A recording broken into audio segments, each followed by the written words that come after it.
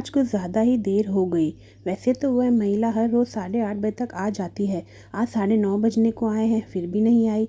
बिना उसके आए दुकान बंद भी तो नहीं कर सकता। उसे वचन जो दिया है, क्या नाम था उसका? इतने दिनों में उसका नाम भी नहीं पूछा मैंने। सब बातें मानव के दिमाग में चल रही थी। कुछ दिनों पहले ही तो उसने ये डायरी शुरू की थी। उसकी ये शॉप ज़्यादा बड़ी नहीं थी, जिसमें वह दूध और बाकी के मिल्क प्रोडक्ट्स भी रखता था। उद्घाटन के दिन ही पहली ग्राहक बन एक महिला उसके शॉप पर आई थी। उसकी गोद में एक छोटा सा लेकिन बहुत ही प्यारा सा बच्चा खेल रहा था। उसने एक दूध की बोतल ली और मानव से बोली, भैया अभी मेरे पास सिर्फ 5 रुपए हैं। मानव ने बोला, ठीक है, बाकी के आपको कल दूँ तो भैया चलेगा क्या? मानव ने एक बार उसकी तरफ देखा। गरीब थी बेचारी। गले में मंगलसूत्र नहीं, माथे पे सिंदूर भी नहीं था। शायद बेचारी का पति मर गया होगा। मानव ने ऐसा अंदाज़ा लगाया। उस महिला ने पुरानी मैली सी साड़ी को कहीं जगह से रफू किया हुआ था। माथे से पसीने की बूंदें बह रही थी। फिर उसकी नज़र उस मासूम बच्चे पर गई, जिसके मैले चेहरे पर एक निष्पाप हंसी थी और अभी आए 2 दांत उस हंसी को 4 चांद लगा रहे थे। मानव ने उस महिला की तरफ देखा और बोला, कोई बात नहीं बहन, आप मुझे बाद में पैसे दे देना। बड़े समाधान के साथ महिला ने मानव की तरफ देखा और बोली, भैया मैं ज़रूर आपको कल पैसे दे दूँगी। यहीं पास में ही दूसरी गली में छोटा सा घर है, वहीं रहती हूँ मैं। मानव मुस्कुराते हुए बोला, कोई बात नहीं बहन, कल पैसे ना हो तो भी चलेगा। जब आपके पास होंगे तब दे देना। फिर मैं महिला वहाँ से चली गई। अगले दिन वह महिला से पैसे लेकर डायरी पर आई और पैसे मानव को देने लगी।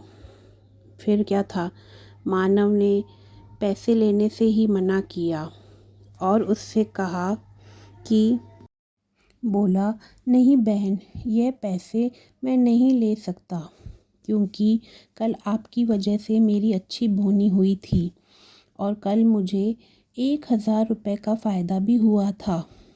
आप मेरे लिए बहुत लकी साबित हुई हो। इसलिए मानव ने उसको कहा कि मैं आपसे पैसे बिल्कुल भी नहीं ले सकता हूँ। यह सुनकर महिला ने बोला, खुशी हुई, क्योंकि इतने सालों बाद किसी ने पहली बार उसको लक्की कहा था, वरना पति के मौत के बाद तो उसके ससुराल वालों ने उसे पनौती कहकर घर से ही बाहर निकाल दिया था। उसने पूछा, भैया आप रात को कितने बजे तक आपकी यह शॉप खुली रखते हैं? महिला ने मानव से पूछा। मानव ने कहा, 9 बजे बंद कर देता हूँ बहन। मानव का जवाब सुनकर महिला का चेहरा थोड़ा सा उदास हो गया।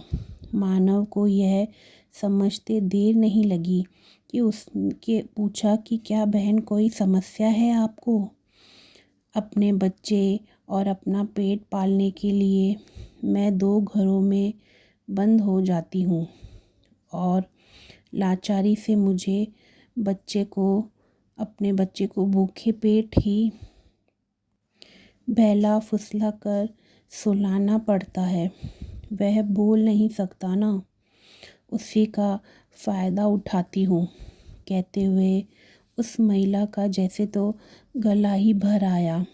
महिला की बातें सुन मानव को बहुत बुरा लगा। फिर वह बोला, बहन आप चिंता मत करो, मैं हूँ ना। बिना आपको दूध की थैली बोतल दिए ये शॉप बंद नहीं होगी, लेकिन मेरी एक शर्त है। अपने आंसू पोंछते हुए महिला ने मानव की ओर देखा और पूछा, क्या शर्त है भैया? मानव बोला, आप मुझे दूध के पैसे नहीं देंगी। यह सुन उस महिला की आंखें फिर से छलक गईं, लेकिन इस बार आंसू दुख के नहीं, खुशी के थे। उसे ऐसा लग रहा था जैसे इंसान के रूप में कोई भगवान उसी की मदद करने आए हों। उस दिन वह हर दिन 7 बजे, 7:30 बजे वह डेयरी पर जाकर दूध की बोतल लेकर जाती। धीरे धीरे 6 महीने बीत गए और धीरे धीरे महिला बीमार होने लगी। ज़्यादा काम और उसकी चिंता की वजह से उसका शरीर दिन ब दिन सूखता जा रहा था। ऐसे ही एक दिन मानव अपनी दुकान का सारा काम ख़त्म कर इस महिला के आने का इंतज़ार कर रहा था। 9:30 बज गई। वो महिला आई। आज उसका कुछ ज़्यादा ही बेजान सा चेहरा नज़र आ रहा था। बीमारी के कारण आँखों के नीचे काले घेरे और भी ज़्यादा बढ़े हुए नज़र आ रहे थे। मानव ने तुरंत फ्रिज खोलकर दूध की बोतल निकाली और उसे दे दी। फ्रिज बंद करने के लिए मानव मुड़ते हुए बोला कि बहन, आज कुछ ज़्यादा ही देर कर दी। वो घुमा तब वो महिला दूध की बोतल लेकर जा चुकी थी। उसने सोचा आज ज़्यादा देर हो गई, इसलिए वो जल्दी चली गई होगी। बेचारी का बच्चा भी रोता होगा ना भूख से। मानव ने दुकान बंद की और घर चला गया। अगले दिन ठीक 7 बजे वह महिला शॉप पर आई और आकर बिना कुछ बोले खड़ी हो गई। जैसे ही हमेशा की तरह वह उधर खड़ी होती थी, ठीक उसी तरह वह वहाँ खड़ी हो गई। मानव ने उसे दूध की बोतल दी। कोई चीज़ नीचे गिरी तो उसे उठाने के लिए मानव नीचे झुका। वो चीज़ उठाई और सामने देखा तो वो महिला वहाँ पर थी ही नहीं। मानव को आज पता नहीं क्यों उस महिला में काफ़ी ही बदलाव नज़र आया था। उसे वह बड़ी ही कमज़ोर सी नज़र आई। अगले दिन फिर 7 बजे वह महिला उसके शॉप पर आई। आज मानव ने उसका चेहरा बड़े गौर से देखा। उसका चेहरा सफ़ेद पड़ चुका था, मानो उसके चेहरे का तेज कब क्या जा चुका हो।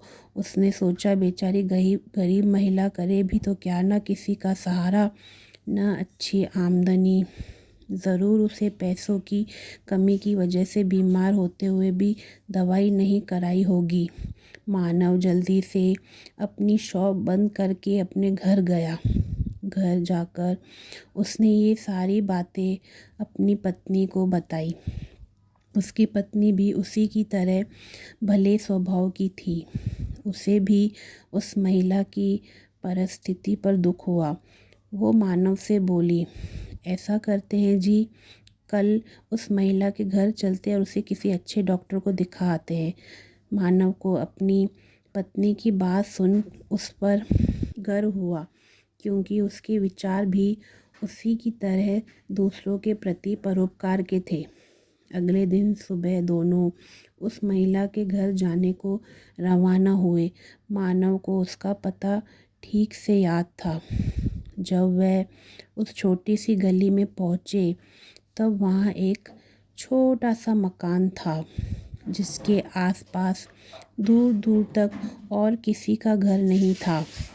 जैसे जैसे वे उस मकान की तरफ बढ़ते जा रहे थे, वहाँ एक बदबू तेज होती जा रही थी। दोनों उस मकान तक पहुँचे और दरवाज़ा खटखटाया ही था कि वह अपने आप ही खुल गया और वो बदबू इतनी असहनीय रूप से बढ़ गई।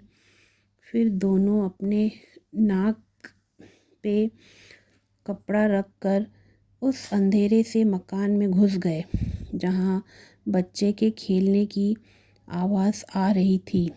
मानव किसी तरह स्वच्छ ढूंढकर मकान की लाइट जलाई और फिर क्या था, उसने और उसकी बीवी ने सामने जो दृश्य देखा दोनों वह देखकर उन दोनों की आंखें फटी की फटी ही रह गई।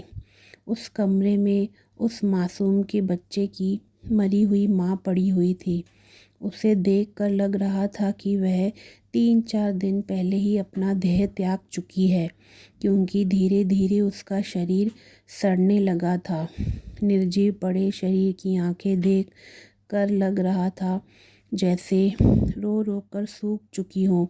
निर्जीव होते हुए भी उस महिला की दोनों आंखें अपने बेटे को ही देख रही थी।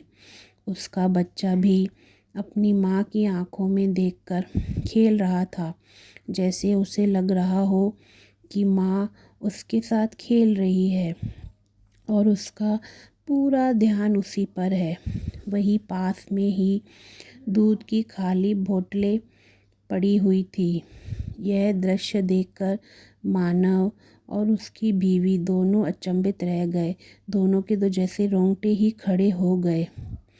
मानव को अभी भी विश्वास नहीं हो रहा था कि एक मरी हुई माँ अपने बच्चे के लिए उसके पास से दूध लेकर जाती थी।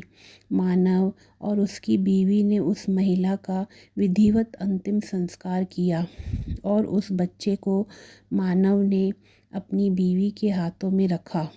उसने भी उस बच्चे को बड़े ही प्यार से लिया और दोनों ने उस बच्चे को गोद ले लिया।